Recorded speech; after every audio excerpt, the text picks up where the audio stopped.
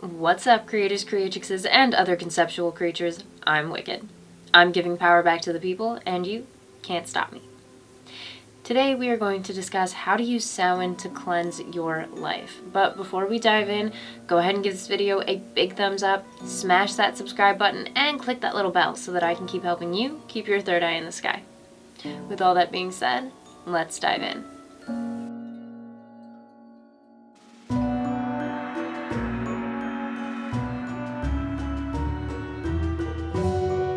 Every October, the veil begins to thin. Not just between the living and the dead, but between who we've been and who we're about to become.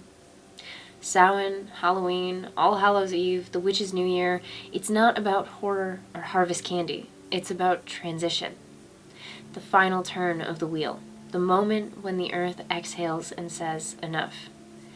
It's time to release.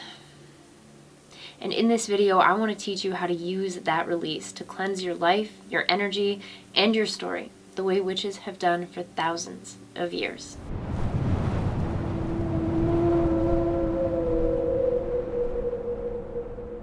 Samhain marks the end of the harvest. The last sheaf of grain has been cut, the animals have been brought in, and the goddess, in her third form, the crone, rises from the shadows of the dying year. She is not a villain. She is not a hag to be feared. She is the teacher of endings, the midwife of transformation. When the patriarchal church rose to power, it feared this aspect of the feminine, the part that knew death was sacred. So they renamed her night All Hallows Eve, dressed her wisdom in superstition, and told the world that she was evil. But witches have never forgotten her. We remember that death is not destruction, it is alchemy. Samhain is the pause between heartbeats, the sacred stillness between exhale and inhale. It's where the old dissolves so that the new can be reborn.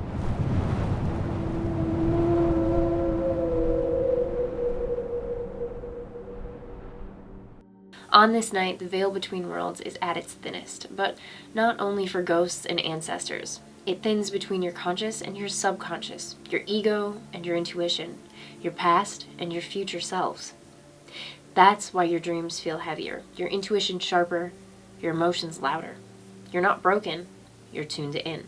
Ancient pagans believed the spirits of the departed crossed over to visit their families, not to frighten them, but to commune. Candles were lit in windows to guide them home. Meals were left on tables overnight. Dumb suppers, they were called.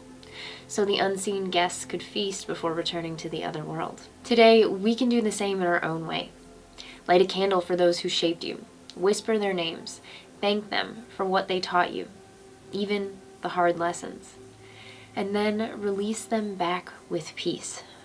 Because the veil is a two-way mirror. When you honor your dead, you also reclaim the parts of yourself that died with them.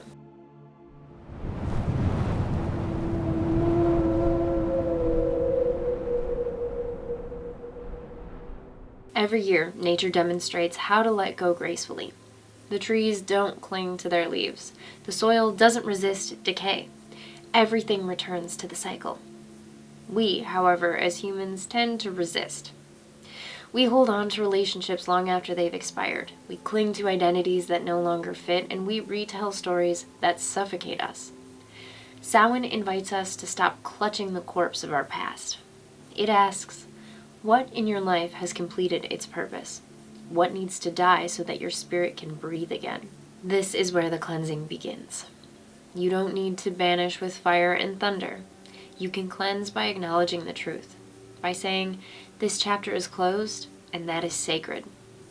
Take a sheet of paper, write the names of things you're ready to release, emotions, habits, fears, limiting belief systems, and then burn it safely in your cauldron or fireproof bowl. As the smoke rises, whisper, what once bound me, now frees me. What once hurt me, now teaches me. I release with gratitude, and I rise, renewed.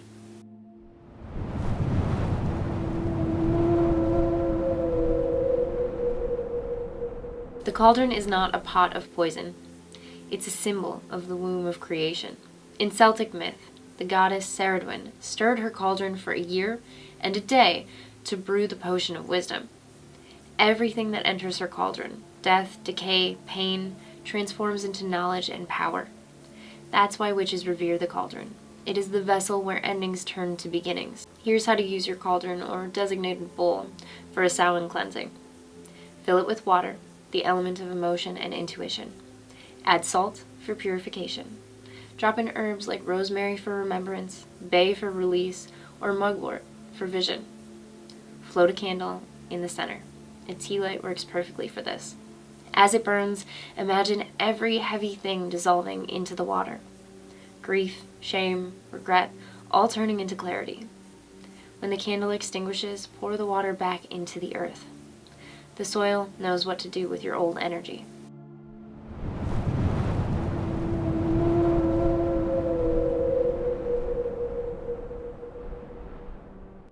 History tried to rewrite Samhain. The church labeled it dark, renamed it, and layered All Saints' Day and All Souls' Day on top, hoping to overwrite the old magic. But the people never stopped celebrating. They carved turnips and pumpkins to guard their homes. They lit fires to guide lost souls. They wore masks not to honor evil spirits, but to confuse them, reminding death that it held no power over life. When the church rang its bells to dispel spirits, we rang ours to call them home. So don't let anyone convince you that your reverence for this night is sinister. It's not. Witches do not worship death. We understand it. We know that every ending carries a seed of rebirth.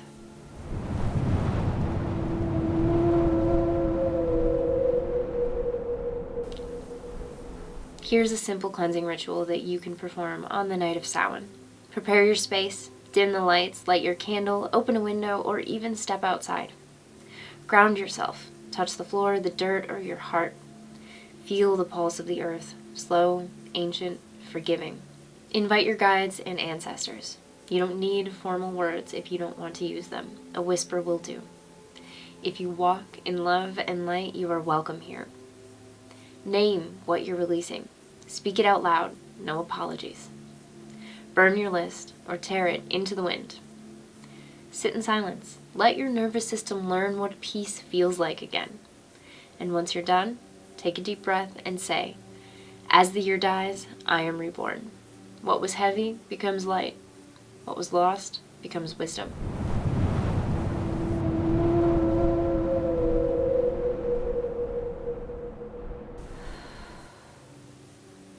Samhain is not only about letting go, but it's also about integration.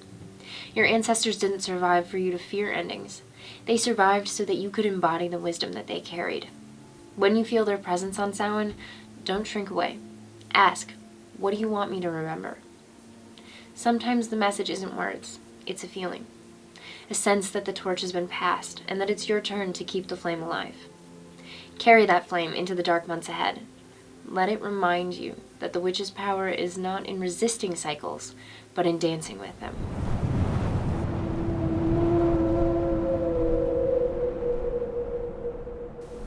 So as the clock turns to midnight on October 31st, remember this.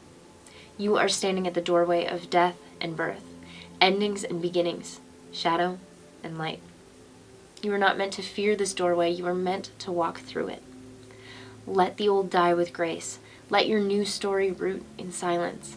And when the sun rises on November 1st, step into the new year not as a survivor of endings, but as their alchemist. Because nothing in you is ever wasted. Everything transforms. That's all I have for this one. Thank you so much for joining me, and make sure to like and subscribe so that I can keep helping you keep your third eye in the sky. Blessed Samhain, my loves. May your endings be gentle and your rebirths be wild.